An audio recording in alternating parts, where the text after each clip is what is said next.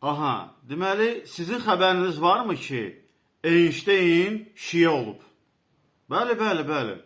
Einstein sən demə şiə olub. Bunu mən demirəm.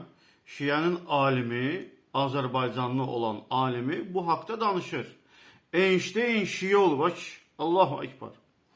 Özdə burada o qədər xətalar edir. Birinci, bu barədə məktublarınızda dəlillər yoxdur. Yəni Einsteinin şiə alimləri ilə yazışdığı məktub yoxdur ortada. Bu bir.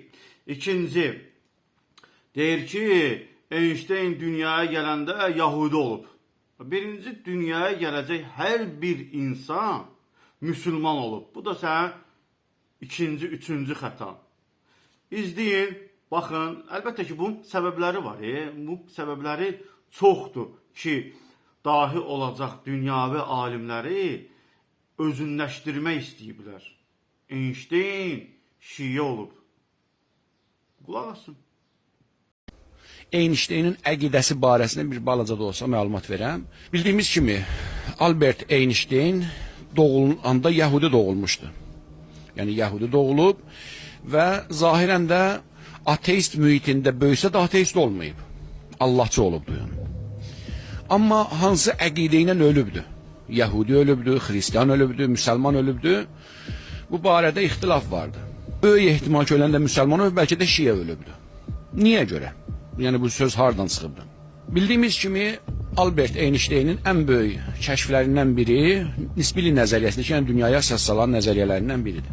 Nisbilik nəzəriyyəsində deyirlər ki, gəlir zamanın nisbilik məsələsində Albert Einstein belə deyək də məxfiyanə altdan Ayətullah Uzma Burucerdi ilə məktublaşır. O dövrdə 1960-cı, 1950-ci illərdə Ayətullah Uzma Burucerdi ilə məktublaşır və ondan xahiş edir ki, Biharul Ənvarın belə deyək də, yəni Peyğəmbərin meracına aid olan hissəsin mənim üçün ingilis dilinə tərcümə edin, ingilis dilinə və alman dilinə tərcümə elətdirsinlər. Xülasə Seyyid Burucerdi də savadlı o vaxtın savadlı alimlərlə, ingilis dili bilənlərlə xahiş edir ki, həmən onun istədiyi yerləri tərcümə eləsin.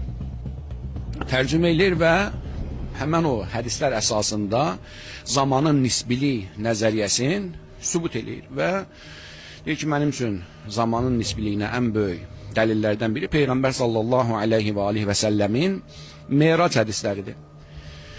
Xülasə, sözüm canı nədədir? Sözüm canından ibarətdir ki, ehtimal olunur ki, həmən o məktublaşmadan sonra şiəliyə əlaqəsi artır. Albert Einsteinin şiəliyə əlaqəsi artır. Deyə bilmərik, şiə ölübdür, amma sanki bir tanışlığı olur. Xülasə, durur, məad barəsində şiə alimlərinin görüşlərini, etiqadlarını araşdırır.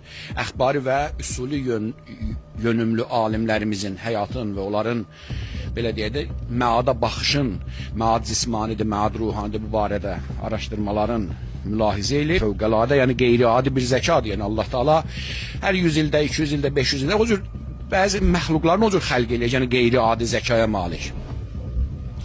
Einstein həmən başı ilə mülahizə eləyir, həmən o düşüncəsi, həmən zəkası ilə əxbari və üsuli yönümlü alimlərin məada baxışın mülahizə eləyir və o məqalədə yazmışdı ki, yəni Einstein deyir ki, mənim gəldiyim qənaət bu oldu ki, əxbarilərin gəldiyi qənaət, yəni təəbbüd nəticəsində ayə və hədisləri təəbbüd eləyib gəldiyi qənaətlər üsulçuların əqilləri ilə düşünüb gəldiyi qənaətlərdən daha dəqiqdir.